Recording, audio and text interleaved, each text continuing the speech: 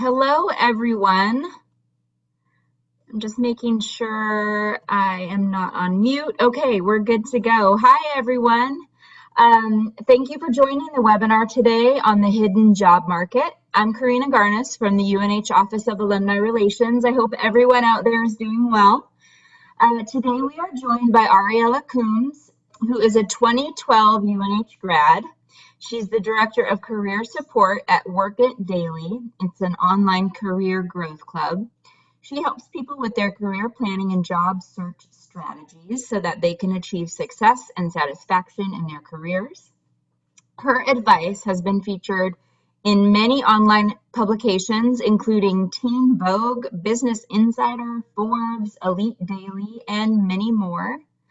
Ariella is also an awesome active UNH volunteer, and she's the former president of the Seacoast, New Hampshire Alumni Network. Yay, Ariella. So we're so pleased to have Ariella with us today. She's going to help us navigate the best collaboration tools and resources available so that we can find jobs in the hidden job market. If you have questions for Ariella throughout her talk today, you can drop them in the Q&A box at the bottom of your screen, and she will answer them at the end of her presentation. We will be recording today's presentation, so you can access it again later, and you can share it with friends. So with that, I will turn it over to Ariella. Awesome, thank you, and thanks for having me here today. So just right off the bat, I'm gonna apologize if you hear my dog whining. He really wanted to join us today, and he might end up being a co-host. So just wanted to throw that out there. His name is Harvey, and he is adorable, but he just likes to participate. So with that, I just want to say, networking and tapping into the hidden job market is one of my favorite things to talk about at Work It Daily as a coach. I love networking in particular because honestly, it took me a long time to kind of learn how to navigate it. A lot of people have a very strong opinion of networking, and it's not a good one. And I'm here today to help you kind of change your mindset around that and help you learn how to network more effectively and actually make it a little bit more fun so you can tap into opportunities that are not necessarily advertised on job boards. So with that, let's kind of dive in here. So just some background. Obviously, it's no secret right now we're kind of experiencing a little bit of an economic slump, right? So we have been hearing whispers of a recession for a long time now, and kind of COVID kind of sparked what that is going to look like in the beginning of this. So before all of this, we've all kind of gone through recessions. We understand that they're challenging. We understand that they're not easy to navigate. And in the end, recessions do happen. And so you need to be able to be prepared for that. And you need to be prepared to, navigate job search when things are competitive. But the thing I want to share with you guys right now is that there always is going to be opportunity, regardless of what's happening in the economy. So let's take a look at what's happening right now. So there are a lot of companies that are struggling, no doubt, right? We've got hiring freezes, we've got a lot of layoffs, furloughs, all of that's happening, and we can't, deny that. That said, there are a lot of companies out there that are thriving more than ever. You look at Zoom, what we're using right now, Amazon, grocery stores have always been obviously a staple, but like cleaning supplies, things like that. There are so many industries and companies that are booming right now because it's just a drastic shift in supply and demand. So there's always going to be opportunity. It just depends on what's happening in the world where that opportunity is going to go. So when these shifts happen, you need to be able to have a roadmap and a plan of attack in terms of finding opportunities and standing out for those opportunities. Because when this happens, there are still opportunities, but it's going to be very competitive, right?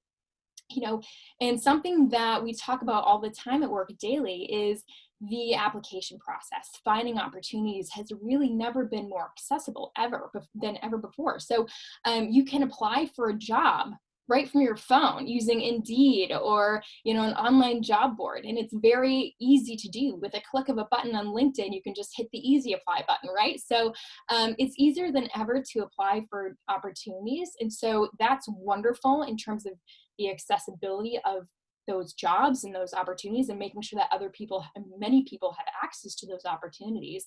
However, it presents another problem on the other side of the table, which is recruiters and employers and hiring teams are getting overwhelmed with the amount of candidates that are coming through for these opportunities because it's so easy. With a click of a button, you can apply, whether you're a fit or not. And so they find themselves having to sift through a lot of ill-fitting applicants for opportunities and wasting a lot of time and actually making the process a lot more inefficient because they're not actually looking through candidates as carefully as possible. And a lot of them actually are tossed out due to this filtering system that has been built to make this more efficient. So the process itself, even though it was designed to make it easier for everyone, is actually presenting a different problem. So you need to be able to go around that process, circumvent that process in order to stand out because it's so flooded with candidates and applicants using these online job boards. And one thing about the hidden job market is that these jobs aren't necessarily advertised, right? So even though there are tons of opportunities out there, they might not all be posted. They might not be on the Indeeds or the other job boards out there because of this problem where it's just overwhelming employers and hiring teams with the amount of applicants that are not a fit. And so you need to be able to find a way to access these unadvertised jobs. And that way that you can do that is through networking. You have to be able to make connections in order to discover and reveal these opportunities that aren't necessarily posted online, right? Because these opportunities they're not advertised because they want to avoid this clunkiness, this overwhelming process that recruiters and hiring teams have to deal with in order to find opportunity with candidates. So, in order to access this, you have to, whether you like it or not, develop some skills, some habits in terms of connecting with people so you can find the right opportunities that you will be able to stand out and you will be able to earn those opportunities regardless of what the economy is doing, right? So with that, today we're going to talk a little bit more about understanding the importance of networking and how you can kind of change your mindset. And then I'm going to throw in some tips as well so you can start incorporating better networking habits into your routine and make it a little bit more fun, a little bit more effective during your job search and even outside of a job search. So as we know, networking has always been one of those ways that, it's going to help you find a job, right? You have to know somebody, right? And honestly, you could be very talented with your specialty, with what you do, and that might get you noticed eventually, but if you don't have the right connections, you're not going to find the opportunities that you really want. So you need to be able to establish those connections, make them, build relationships, and then ultimately work your way into those opportunities. And if you spend a little bit of time each day connecting with new people, strategic people, nurturing those relationships, offering value, what we're going to talk about in a little bit here, you're going to set yourself up for success, whether we're in a recession, whether we're going through a time of crisis, or whether it's a great time in the world, right? So you need to be able to develop these skill sets if you want to succeed anytime. So something we say all the time at work daily is that your network is your net worth, right? You might not realize this, but your potential is really measured by the strength of your network. So who do you have in your network? Who do you have connected? Who are you connected to? And how can they elevate you in your life and career, right? And on the other side of the table, how can you help them? And honestly, this network of people is so much larger than you think. You might think, oh, I only have so many business cards, or I only have so many LinkedIn connections. There's no way that these people are going to help me get to where I want in my career. And, I'd have to challenge you on that because, there's always opportunity. You just have to look for it and be strategic when you're approaching this process. So if you have a weak network though, and you're not creating these connections, it's going to be so much more difficult to stand out when times are tough and find those hidden opportunities because you don't have the people there to vouch for you, don't have people to pass along opportunities, you don't have those people there in your corner. So your network really is your net worth when it comes to success. Now, a strong network can do a few things for you. So it can expose you to opportunities you didn't know were out there. It can reinforce your value, your potential, and your credibility, which is so important. It can help you out when you really need it most. For example, if you lost your job recently due to COVID-19, if you were furloughed, if you were looking for a new opportunity and don't know where to go, your network is there. And of course, it can allow you to land opportunities when times are hard and help you circumvent those processes when there's so much competition for so few jobs, right? So that's why it's critical to build a strong network for yourself, even when you're not looking for a job. In fact, that's the best time to start kind of laying the groundwork. So that way, when you do need an opportunity, you have people to fall back on when you need help. Okay, but this obviously takes time. So you need to get started and start developing these habits as soon as you can. So that way you can, be ready when you need that extra help. Okay, so now I want to kind of talk about the negative mindset associated with networking. And I definitely was one of these people who really thought networking was fake, uncomfortable, a waste of time. I always kind of envision networking as being you go to an event, you pass out business cards, and then you go home and, maybe something comes of it, maybe it doesn't. You don't really get past surface conversation, just awkward. And I don't think I'm alone with that, mindset, excuse me, when it comes to networking, because that is the traditional old school way of thinking about it, right? But in the end, if you really break it down, the best networkers don't actually try to network, right? They'll go to events and they'll be there and they'll connect with people, but the best networkers are the people in your network, your family, your friends, who know everybody, right? People talk about them. They have a positive brand reputation within those circles. And they just always seem to know someone, right? They don't have to necessarily go to professional networking events to be a good networker. They're just naturally good connectors. And even if you're not a good connector, you can become one. Okay, so here's just a really quick reality check for you guys. Most people aren't natural networkers. They're not natural connectors. I was not a natural connector. I was not a natural networker. It's just one of those things that you have to learn. It's a skill. And some people have it naturally, and that's wonderful, but a lot of us don't, right? So you have to develop this muscle, this networking muscle over time, right? It's a habit. It's a strength, it's a skill set. And if you don't use it, if you don't practice it, if you don't make yourself get uncomfortable when it comes to learning a skill set, you're never going to develop this muscle, right? If you're not going to the gym, you're not going to get fit. If you're not developing a networking muscle, if you're not going out there and trying to connect and learn from every interaction, you're never going to develop these habits that will allow you to be a connector who knows everybody, okay? Now, I wasn't always, a networker, right? I was a shy, homeschooled kid who really was like, I didn't know how to connect with others. I just didn't know how to make a good impression and build lasting relationships. I just never had that kind of skill. So when I realized this and how it could potentially hurt me in my, personal and professional life, I started taking steps to becoming a better networker, and little steps too, just, little habits I can incorporate, little challenges I can give myself so I can become a better networker, so I can develop this habit, because I'm not naturally a good connector. And I have to tell you that it has paid off so much. And with these little habits, a few minutes a day, an event a month, whatever it is, it has allowed me to grow so much. And actually UNH has been a huge part of that growth. So I'm so thankful for UNH for allowing me those opportunities. But also, it doesn't have to be, attending a huge conference and trying to connect with a bunch of random people. It doesn't have to be, putting yourself out there at a networking event, once every few months. It just little habits can help you navigate networking so you can be more confident and you can feel better about yourself and really make lasting relationships.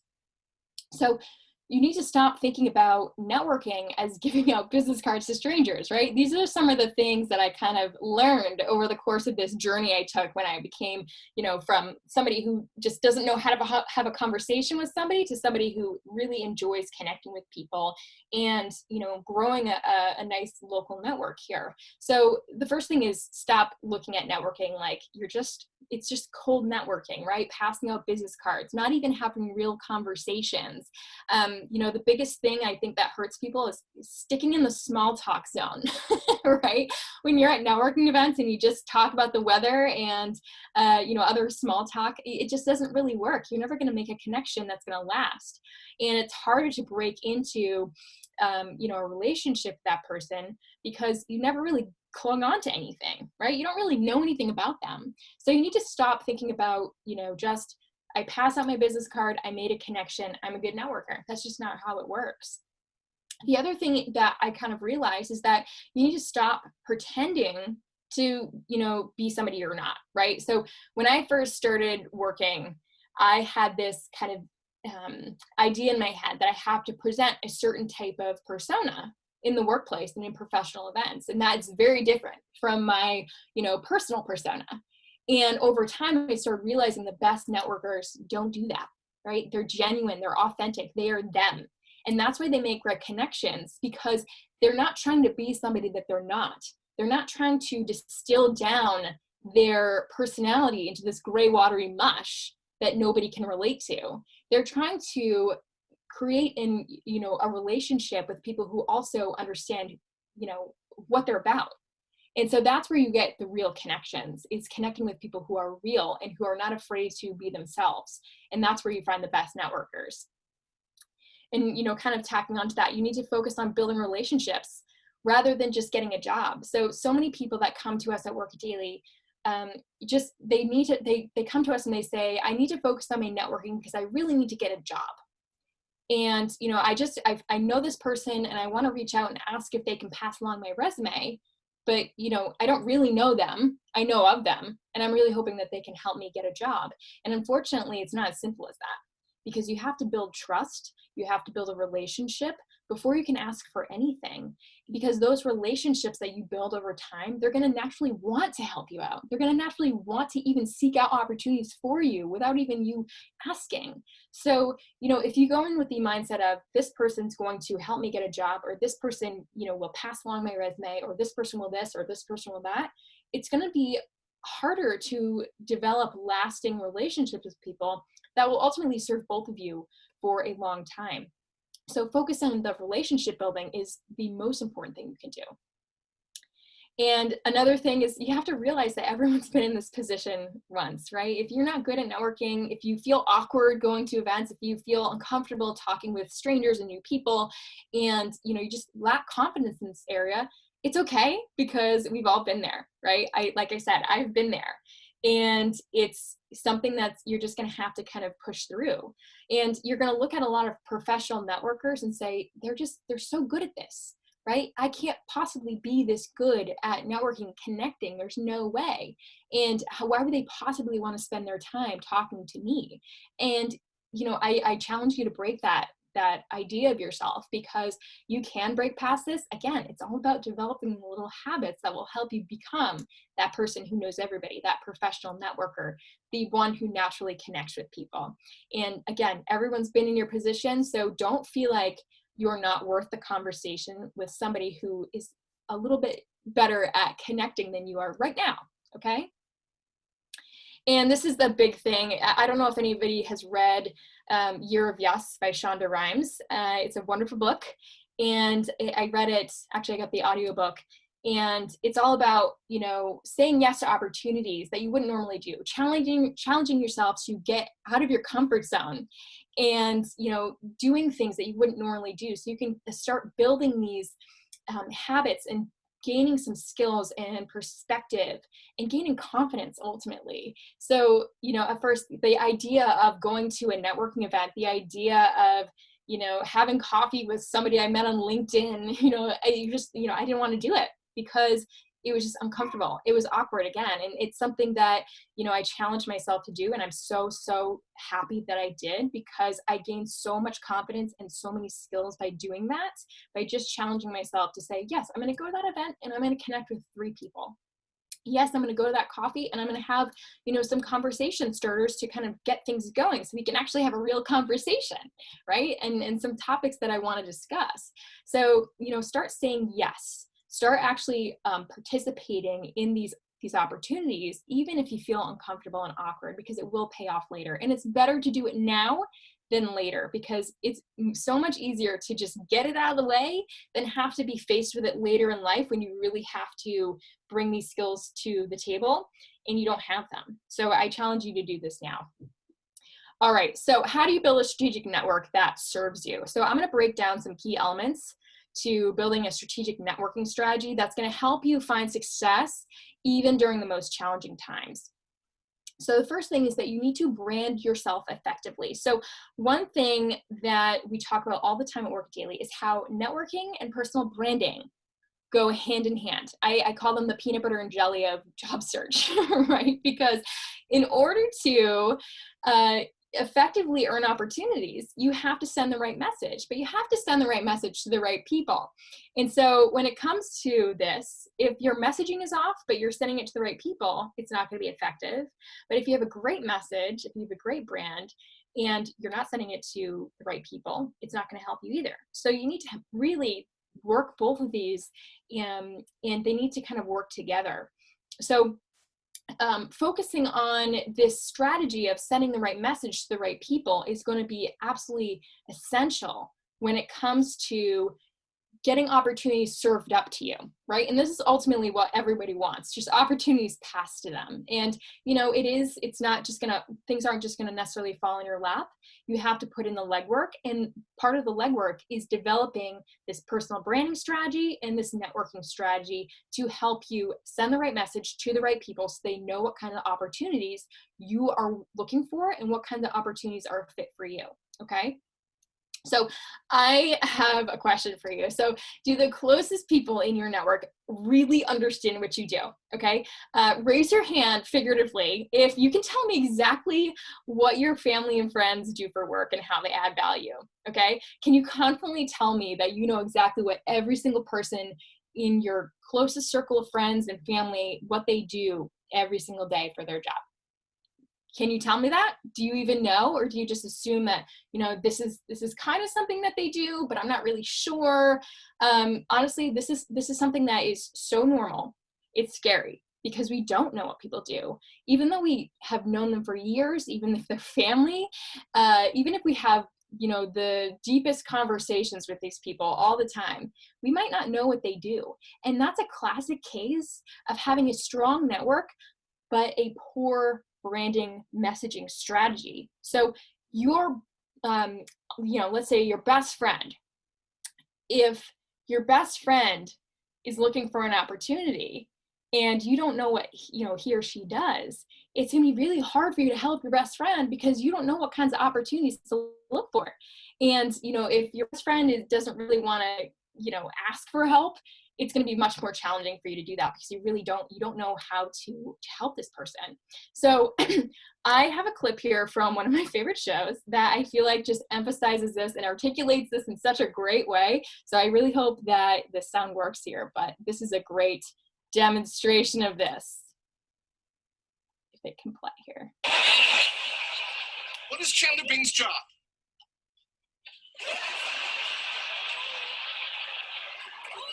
This has something to do with numbers and processing. Well, he carries a briefcase. 10 seconds. You need this or you lose the game. It has something to do with transponding. He's a transponster. That's not even a word. I can get this.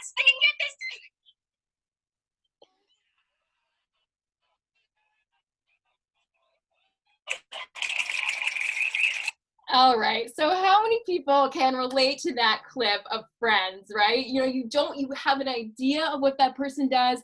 It might be right, it might be wrong. You might just think they just bring a briefcase to work. But this is just a classic case of not having the right messaging for the right people in your network. And, even having a strong network is not going to do you anything if you don't have the right message to send them. So, you know, that's just a fun thing. I constantly bring it up all the time. Don't get Chandler Binged. Don't Chandler Bing yourself, because it's going to be really hard for you to find opportunities and get opportunities passed to you if people don't actually know what you do. Okay, so how do you combat this? How do you avoid this situation? How do you avoid getting Chandler Binged? So the first step is to really nail down what your specialty is. What is the service that you provide as an employee? What is that? How do you define that? And then you want to create a 2 to 3 sentence personal branding statement that essentially, you know, articulates what you do, what's the service you provide, how do you do it, what skills do you use to provide the service, and what are you looking to do next? What's that next step in your career or in your current job, whatever it is. So if you can't articulate that when someone, you know, you're introducing yourself to somebody, or you know, you're trying to articulate what you do in your job, it's going to be very hard for you to get the right message across, because, you know, a lot of us tend to not really know how to explain what we do, or just not feel confident talking about ourselves. It feels like bragging, but this is such a great way to distill everything down to just the facts. This is what I do. This is how I do it. This is what I want to do next. And that gives everybody the right information that they need in order to, you know, get the right message, remember what you do, and remember what kinds of things that you're looking for so they can help you out ultimately. Okay, so it can be difficult distilling this down, but I challenge you to do this because it's one of the most important things you can do for your personal brand as well as your networking strategy. Okay, and I can talk about branding all day long because it is so important for your job search strategy, but that's for another day. But this is 1000% where you need to start if you're trying to create a better message, a more strategic message to send to your network. So here's just an example of a personal branding statement here. So as a digital marketing strategist, I help companies sell products to their ideal customers by building targeted online marketing strategies like retargeting, social media advertising, and email marketing.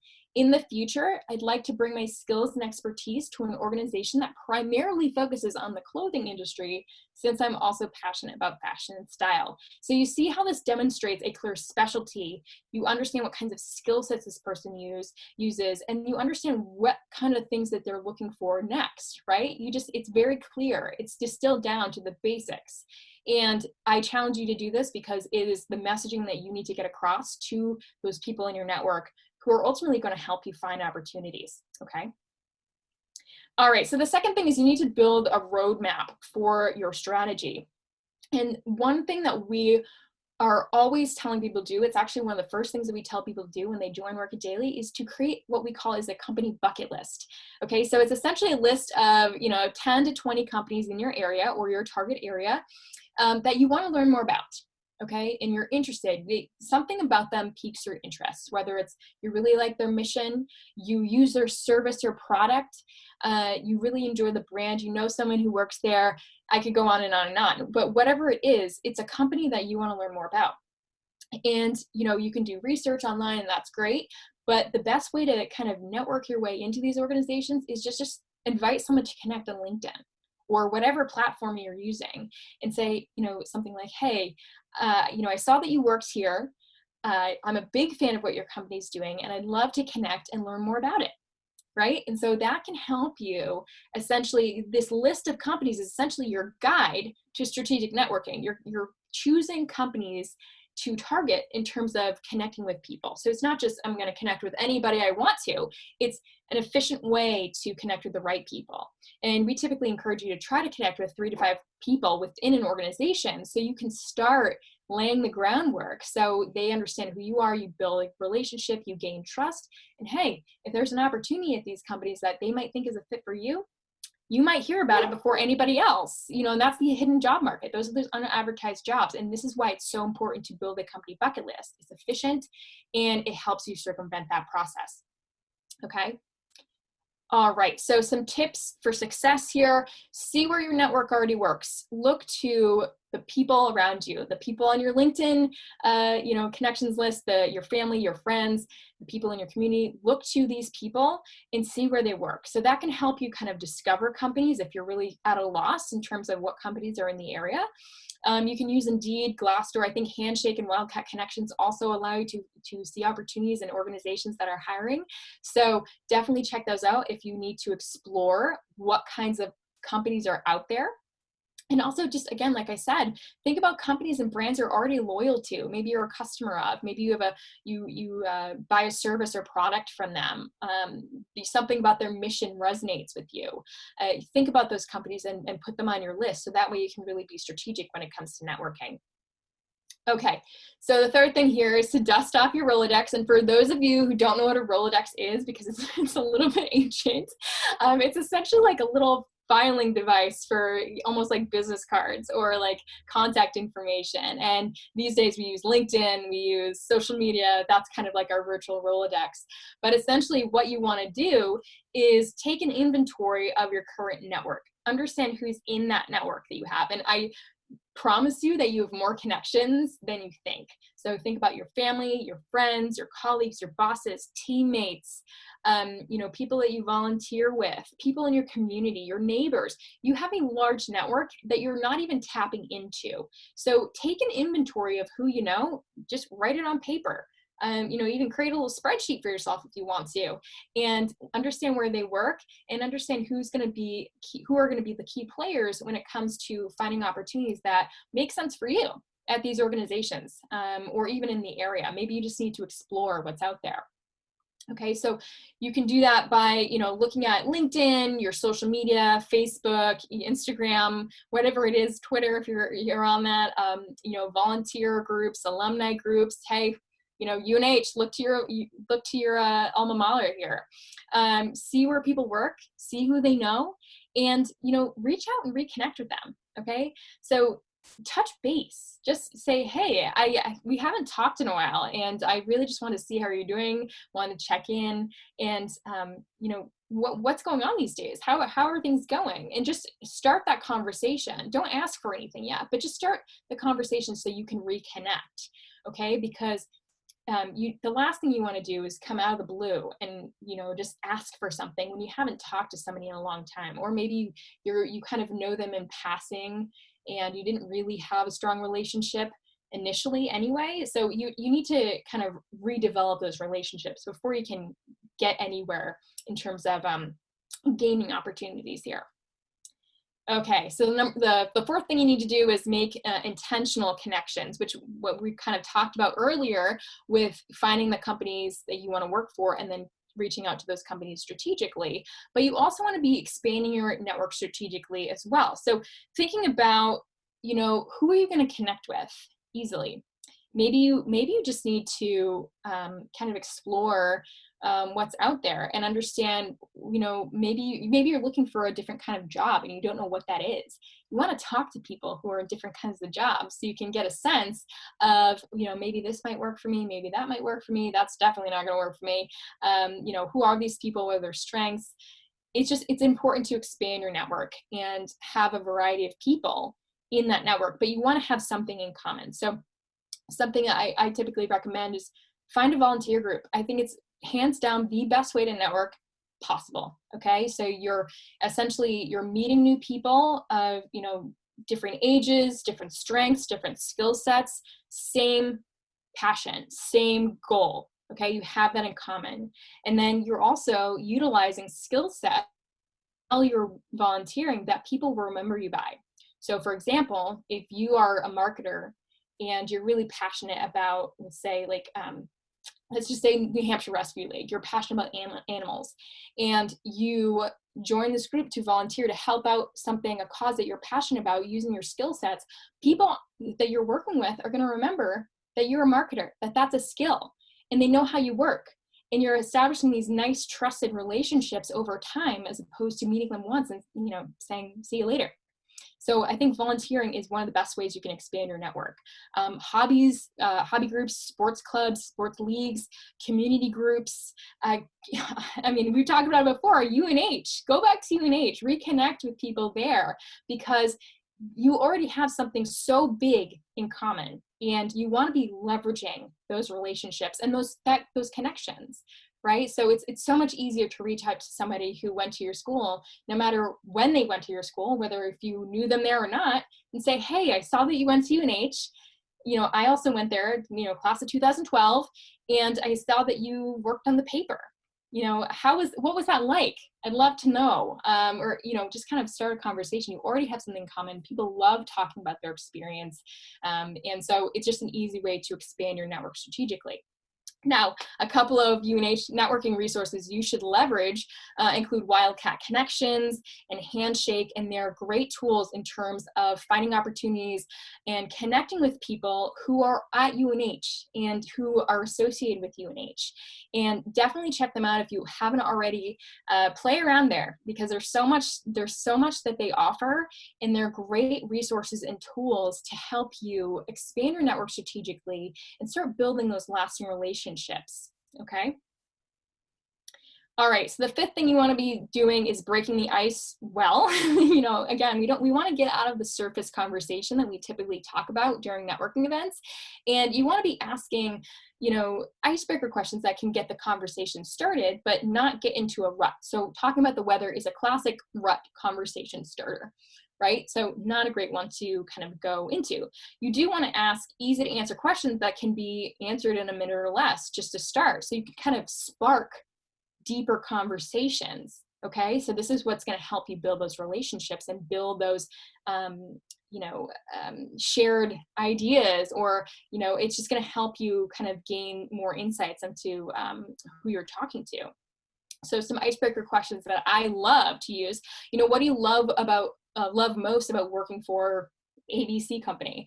What do you think is the most unique thing about your company or your job? What do you love most about your job? Why did you decide to pursue this job or this type of specialty? So these are kind of, they're simple in nature, but they are essentially the tip of the iceberg when it comes to a deeper conversation that you can ultimately learn more about, and they're going to want to reciprocate. They're going to want to learn more about you too, and that gives you the opportunity to share that messaging to somebody who might be in a company that's hiring. They might have some advice. They might make an introduction based on what you're looking for, and based on what your specialty is and what you love about your jobs, or what you love about your specialty, or whatever it is, okay? Okay, so the next thing is to kind of pay it forward. So networking, good networking is not about you, it's about us, okay? It should be mutually beneficial. So you need to find ways to nurture your network and add value to those connections. Because if you make it all about you, you're draining your connections, you're draining your people in your network, and you're not going to get as much out of them as you could, right? And they're not going to get anything out of you, and that's not really fair. So you want to find ways to elevate those connections, because as they rise, you will rise.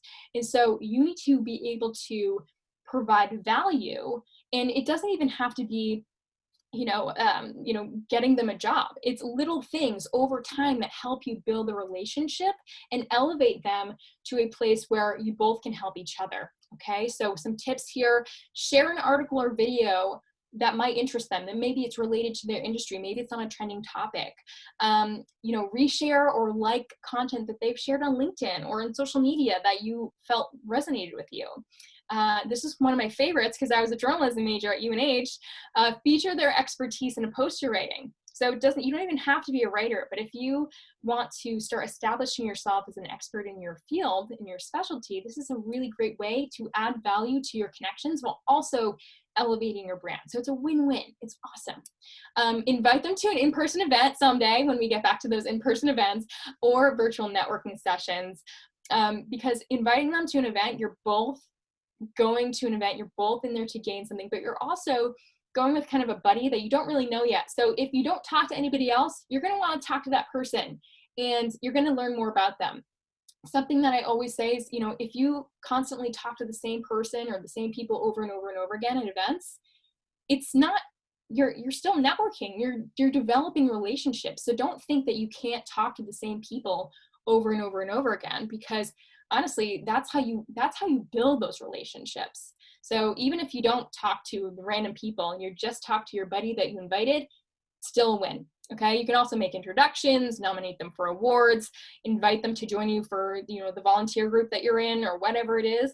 There's so many ways to add value without putting yourself out there, right? Putting too much into it, right? Because we only have so much time. But these are great ways to help out your network. Okay, the last thing here is to make a strategic ask. Okay, so the one thing I want to share with you guys is you don't want to ask for a job. It's very rare that you want to ask for a job, you know, to people in your network just outright. And you're probably wondering, like, what? Isn't that the whole point of this? Like, isn't this the reason for networking? Aren't we trying to tap into hidden jobs that aren't advertised? And I know it sounds crazy, but if you blatantly just ask for a job, put yourself in their shoes. They might not be in a position to help you, and they might feel awkward or uncomfortable, or, you know, they might feel bad that they can't help you, or they don't know how to help you. So you want to be a little bit more strategic when it comes to kind of finding opportunities if they're not already giving them to you, right? So you don't want to risk that relationship by making them feel uncomfortable by just saying, hey, you know, I saw that your company's hiring. Can you help me, like, find a job there? Because you don't know what their position is. You don't know if they're comfortable with this. So there are some ways that you can kind of get into this conversation without necessarily just blatantly asking. And so what to ask for instead could be advice for applying to their company. So, you know, I saw this opportunity and I think it would be a really great fit. And you know how much I care about this company and how much of a fan I am. And I was just wondering if you had any advice in terms of applying. Great lead in. If they can do anything, they're gonna mention it. If they can't, or they just have some, you know, ideas in terms of how to apply, great. That's gonna help you. In introduction, maybe, you know, they know somebody on the hiring team. Maybe they know somebody in the department that they can introduce you to, so you can start networking your way in, and, you know, they can still feel like they were helpful and they can still help you, but they, you know, they're only doing what they are in their power to do. A recommendation on LinkedIn, if they can write you one of those, or a reference, that's always another thing to ask. And of course, if you have people in your network who maybe they don't necessarily work for the companies that you want to, but they're in that industry, you can say, hey, what companies really stand out to you? You know, what companies do you think I should be pursuing? And, you know, that can lead into, you know, well, this company's great. Well, this company's not. I think this would be good for fit for you. Let me introduce you to so-and-so. So these are some, you know, ways to strategically ask for opportunities without making people feel uncomfortable. And I think that is very important, because you don't want to make your, you don't want to risk losing those relationships because you asked the wrong question, right? Okay, so as we wrap up here, it's something I want you guys to remember is that networking doesn't stop at your job search, right? You should be networking all the time. You are networking all the time. Every conversation, every interaction you have on social media, you know, whether it's in work or outside of work, you're networking, right? You're building connections. And being able to integrate some of these habits into your life is going to make you a more natural connector. It's going to help you build that muscle, and it's ultimately going to make you more successful professionally and personally. And so if you choose to build these relationships now, it's going to help you out so much more later, especially when times are tough, right? You're going to allow yourself to circumvent those competitive job boards and find opportunities, and even get opportunities passed to you without even asking. And how cool is that? Okay, so that was a lot of information, and you can definitely go back and watch the recording if you need to. But you're also probably wondering, like, that's so much information, that's so much work. How on earth can I make room for this? How can I build this habit? How can I do this? I don't have time right now. This is insane. And I have to tell you that it's only 10 minutes a day that you can, you can just dedicate 10 minutes a day to building these habits. Little by little, you're going to develop these, and you're going to gain skill sets, you're going to gain confidence, and you're going to gain the strength that you didn't have before. So 10 minutes a day, start by connecting with people at those target companies. Make that list of companies. Reconnect with people in your network. Whatever it is, take the 10 minutes a day and start building the habit, okay? It's going to be very important. And you can start by connecting with me on LinkedIn. And if you are on TikTok, you can always follow me on TikTok. I have career advice videos, a little bit more fun, but I'll also share some information on LinkedIn that might be helpful for you as well. So you can start there, connect with me on LinkedIn. 10 minutes, not even. And if you want to learn more about job search strategy, about networking strategy, personal branding strategy, definitely check out my company, Work It Daily. It's an online career growth platform. It's on your phone. We've got private coaching, resume cover letter, LinkedIn reviews by coaches. It's on an app, networking opportunities, courses, whatever you want. We've got it. And it's just a really accessible, affordable way to get that coaching that you need if you want to develop these skill sets. All right, so with that, I am happy to take questions now. You know, I know that was a lot of information, but let's see what you got. Okay. All right. Okay, great question here. So what, in your opinion, is the line between effective networking and developing relationships and being annoying? So this is an awesome question. You don't want to be a pushy networker, right? Obviously, you want to avoid this. And the way to do that is to, you know, kind of test the waters, right? So if you feel like a conversation is dying and, you know, you don't want to push them too far, you want to exit that conversation. Say, hey, it was so great to talk to you. I'd love to connect again. But I know you're busy, so you know, I will let you go, but you know, we should connect on, you know, LinkedIn or wherever, whatever platform. And then just make a note and say, you know, check in every couple of months and say, hey, how's it going? Like, I just wanted to, you know, see how it was going at ABC company and what you were doing. What kinds of things are you working on right now? I'm so interested. And if you feel like that's too much, scale it back to every 6 months. But the thing is, you don't have to necessarily reach out and have a message every time or a conversation every time. Interactions, you know, liking their posts, resharing their posts, mentioning them in, you know, again, like a social media post, or saying, hey, I thought you might find this interesting. That's another way to kind of keep that connection fresh without being overly pushy. Right? So little things to help you stay connected and help them remember you, that's going to really be effective and help you establish those long-lasting relationships without being the pushy, annoying networker. The other thing that you want to be doing, and this comes back to the branding, is developing a strategy, a content strategy to push out to your network. So you're constantly branding yourself to them and they're constantly seeing that. So you know, figure out what your specialty is, what's that service you provide as an employee, and start creating content around that and pushing it out to your network, for example, on LinkedIn. So it could be a quick tip, it could be an article, it could be a video, it could be whatever you want. But if you're constantly, even if it's once a week, pushing that out, people are going to see it, they're going to remember you, and they might reach out to you on their own if they're interested in learning more, if they're interested in, you know, having a conversation or passing along an opportunity because they remember what you do. And that's a kind of a passive way to keep in touch with your network without being annoying. So I hope that helps. All right.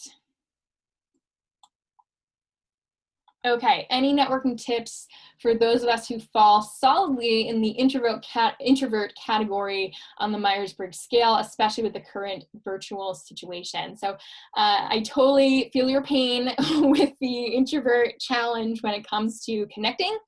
It's something that we all have to experience as introverts, is how do I get past this? How do I connect? Because it's draining. You're forcing yourself to do something that you're not comfortable with. And, you know, again, it goes back to the habit. It goes back to little by little gaining some confidence in yourself, challenging yourself to, you know, get out of that comfort zone and develop that confidence, that strength in connecting with others. And it can be draining, no doubt, but every time it's going to be a little bit easier. Every time you're going to take away something from that interaction, from that conversation, from that whatever it is that you're going to apply to your next conversation. And it's going to help you connect with others more easily. And I would say if you are struggling kind of getting a conversation going because you're shy or you're not really sure what to talk about, or you're lacking confidence in yourself when it comes to talking with others, is have questions ready to go, right?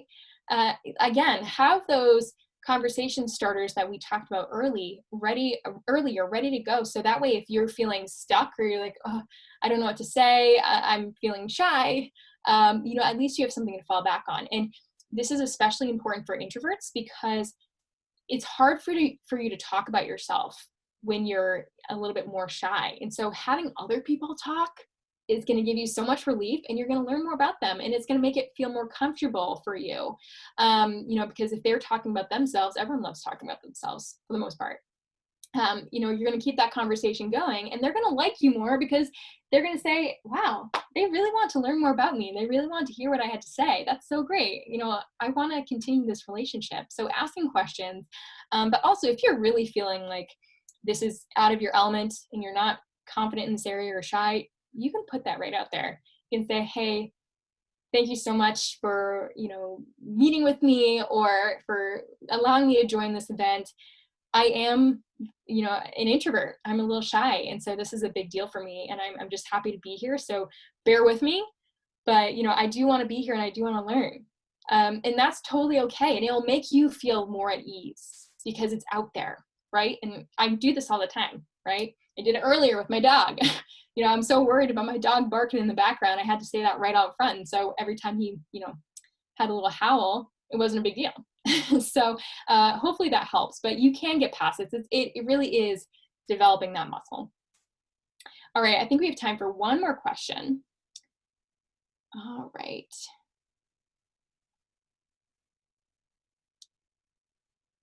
Let's see. Oops. Okay, I used to hear that if you're interested in working for a certain company, it looked better to apply for a job through their website rather than a site like Indeed. Do you agree, or do you think that or do you think that thought process is outdated? So great question. So, so if you're applying for an opportunity, if it's listed on Indeed, if it's listed on a job board, and it's also listed on the website, there are going to be many opportunities that kind of post in multiple places.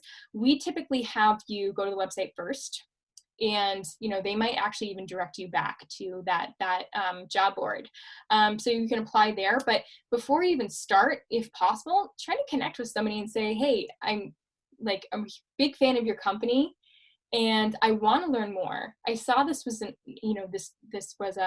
this job opportunity was open, and I was just wondering, is it better for me to apply on the website, or is it better for me to apply on Indeed?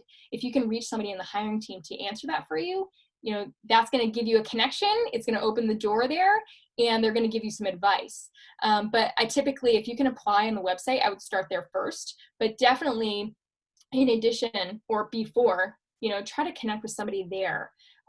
So that way you can kind of start laying the groundwork again and connecting with a real person, because they might actually respond to you and want you to send your cover letter and resume directly, which is the ideal situation because you're not having to go through any of that technology that might filter you out. Okay, so that would be my advice. Excellent questions. Okay, all right, so I think that is all the time we have for today's session. I hope it was helpful. I know it was a lot of information, but hopefully you can go back and take some tidbits for your networking strategy. Great. Thank you so much, Ariella. We really appreciate you spending this hour with us today. And I want to thank everyone who joined us for Ariella's great talk. As I said earlier, we will be sending out the presentation via email following the webinar, either today or tomorrow. And so you will be able to access the presentation again or share it with any friends.